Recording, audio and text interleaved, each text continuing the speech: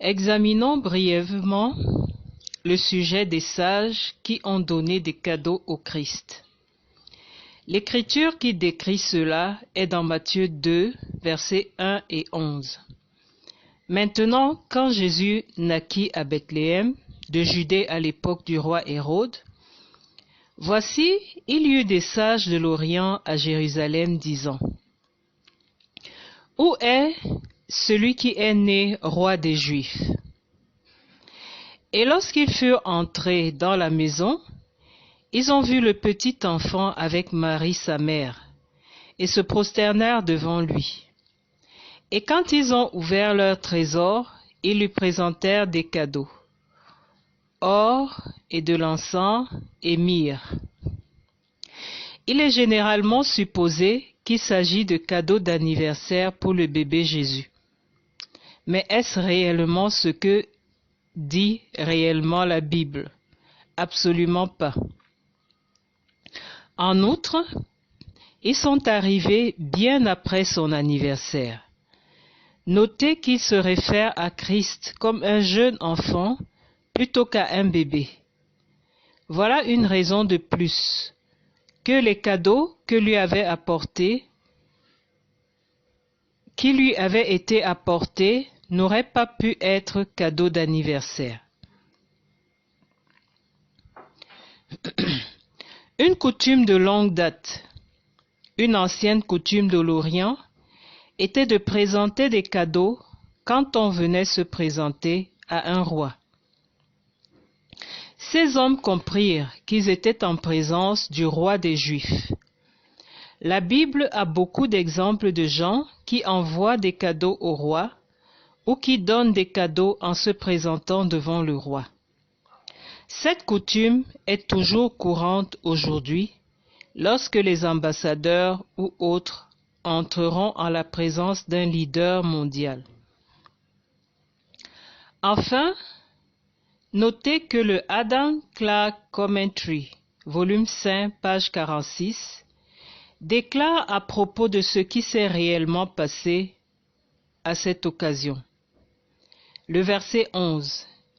Ils se prosternèrent devant lui, présentèrent des cadeaux. Les gens de l'Est ne se présentent jamais devant des rois et des grands personnages sans un présent dans leurs mains.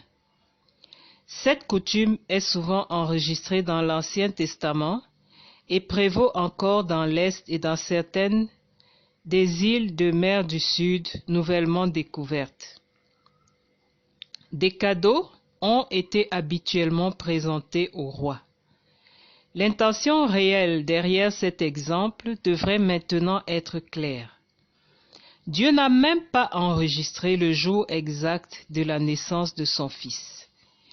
Et nulle part dans la Bible, vous trouverez des exemples des disciples du Christ ou l'Église du Nouveau Testament fêter leur anniversaire.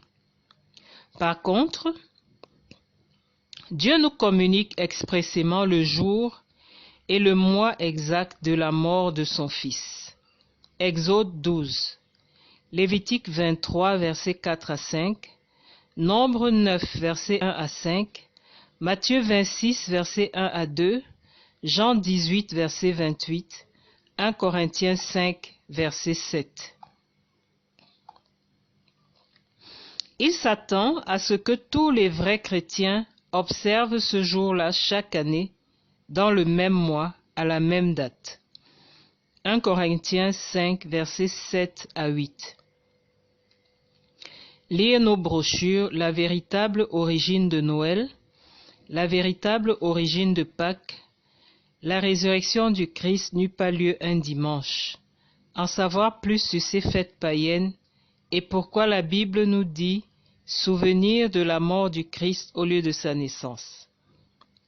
Pensez un instant. Chaque année, des millions de chrétiens de profession célèbrent la naissance supposée de Jésus-Christ. En plus, ils ne respectent pas correctement le jour de la mort du Christ, ce qui identifie clairement le peuple de Dieu et qui est enregistré dans les moindres détails dans sa parole. Dieu commande à ses serviteurs de célébrer ce mémorial chaque année. Jésus a mis en garde contre ces fausses doctrines des soi-disant chrétiens, disant: « Ce peuple m'honore des lèvres, mais son cœur est loin de moi. Mais en vain, il m'honore, enseignant des doctrines qui sont des commandements d'hommes. Vous anéantissez fort bien le commandement de Dieu, vous gardez la tradition des hommes. » Marc 7, versets 6 à 8. Chaque année, pendant les saisons de Noël et de Pâques, les avertissements de Jésus s'appliquent. Comment Dieu considère votre jour de naissance? Maintenant, nous avons établi que la Bible rapporte des exemples négatifs des célébrations d'anniversaire, mais aussi qu'elle est silencieuse sur les célébrations ou même sur l'identification des anniversaires de tous les fidèles serviteurs de Dieu, y compris du Christ. Mais que dit spécifiquement la Bible sur votre jour de naissance? La plupart des gens pensent que le jour de sa naissance est spécial. Le célébrer paraît et semble être la bonne chose à faire. Pourtant, Salomon a été inspiré pour écrire: « Une bonne réputation vaut mieux que le bon parfum, et le jour de la mort que le jour de la naissance. » Ecclésiaste 7, verset 1. Je vais relire ce verset histoire de bien vérifier. Comme Job, Jérémie aussi maudit le jour de sa naissance. « Maudit soit le jour où je suis né. Que le jour où ma mère m'a mis au monde ne soit pas béni. Pourquoi suis-je sorti de l'utérus pour voir le labeur et de tristesse, que mes jours doivent être consommés avec honte. » Jérémie 20, versets 14 et verset 18. Si le jour de notre mort est mieux que le jour de notre naissance, et certains des plus grands serviteurs de Dieu disent que leur date de naissance était loin d'être un jour spécial, alors qu'y a-t-il de spécial dans ce jour? Selon l'Écriture, ce n'est ni un temps de joie, ni de fête, ni pour s'attendre à des cadeaux, tout simplement parce qu'on est né dans le monde à une date spécifique. Le jour de la mort d'un homme. Nous avons juste lu que la Bible explique que le jour de la mort d'un homme est mieux que le jour de sa naissance. Il s'agit d'une déclaration étonnante. La plupart des gens pensent que la mort est un moment qui n'est pas particulièrement merveilleux. Quand cela arrive à un membre de la famille ou un ami proche, c'est généralement un jour de terrible tristesse et d'émotion. Peu importe comment ou quand la mort vient, personne ne célèbre cet événement. La Bible décrit la mort comme une ennemie, une défaite. Examinez certains des versets suivants qui décrivent la mort. N'oubliez pas que la Bible dit que ce jour est mieux que le jour de la naissance. Salomon a également écrit: « Comme il est sorti du ventre de sa mère, il s'en retourne nu ainsi qu'il était venu. Et pour son travail, n'emporte rien qu'il puisse prendre dans sa main. » C'est encore là un mal grave. Il s'en va comme il était venu. Et quel avantage lui revient d'avoir travaillé pour du vent? Ecclésiaste 5, versets 15 à 16. Cela semble-t-il comme une journée à laquelle il faut s'attendre? La Bible déclare toujours que le jour décrit par ce verset est mieux que le jour de la naissance. L'apôtre Paul fut inspiré à écrire: « Car le salaire du péché que vous gagnez en violant les lois de Dieu est la mort. » Romains 6, verset 23. La mort est la peine pour le péché et n'est pas représentée dans la Bible comme un jour de triomphe ou, comme beaucoup veulent faire croire, comme un ami on rencontre à la fin de la route de la vie. Paul aussi a écrit, « Car tous ont péché et sont privés de la gloire de Dieu. » Romains 3, verset 23.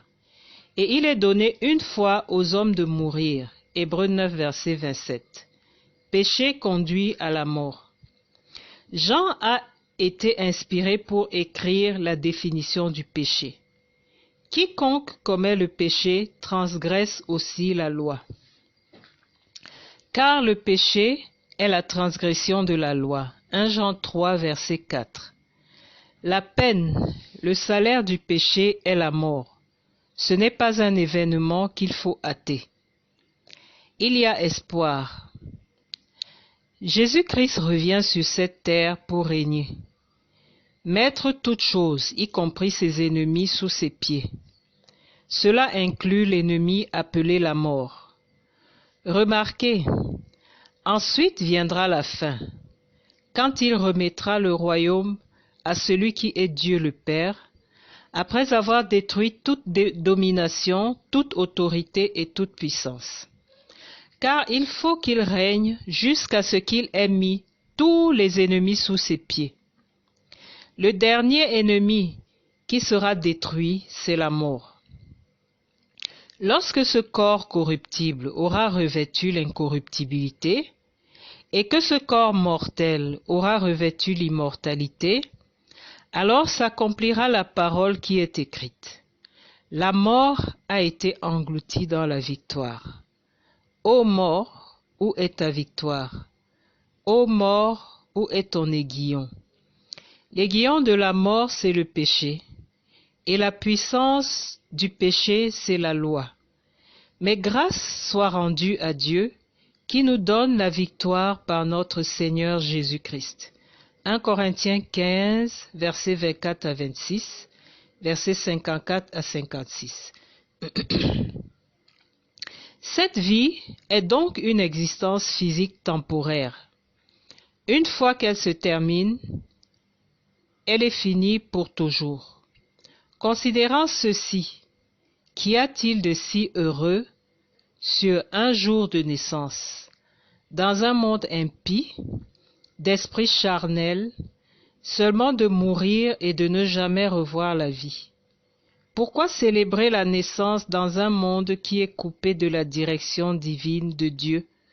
Un monde de misère, la confusion, la pauvreté, l'ignorance, famine et la maladie qui pourraient déboucher sur la violence à tout moment.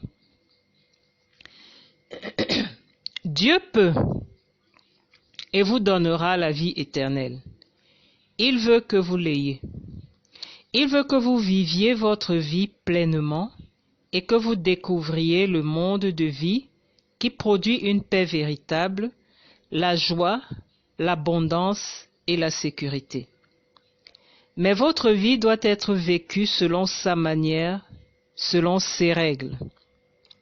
Paul a écrit, « Car par un homme, Adam, la mort est venue, par un homme, Jésus-Christ, est venue également la résurrection des morts. Par Adam, tous sont morts, de même en Christ, tous revivront. Le premier homme, Adam, devint une âme vivante. Le dernier Adam a été fait un esprit vivifiant, vivant. Le premier homme est de la terre, terrestre. Le deuxième homme est le Seigneur du ciel. Comme sont les terrestres, tels sont eux aussi qui sont les terrestres. Et comme sont les célestes, tels sont eux aussi qui sont célestes. Et comme nous avons porté l'image du terrestre, nous porterons aussi l'image du céleste. 1 Corinthiens 15, versets 21 à 22, versets 45 et versets 47 à 49. Par rapport à l'avenir génial que Dieu nous réserve, c'est-à-dire devenir des êtres spirituels qui ne goûteront jamais la mort et ne seront plus limités aux lois physiques de cet univers matériel, lire la totalité de 1 Corinthiens 15, fêter les anniversaires semble insensé.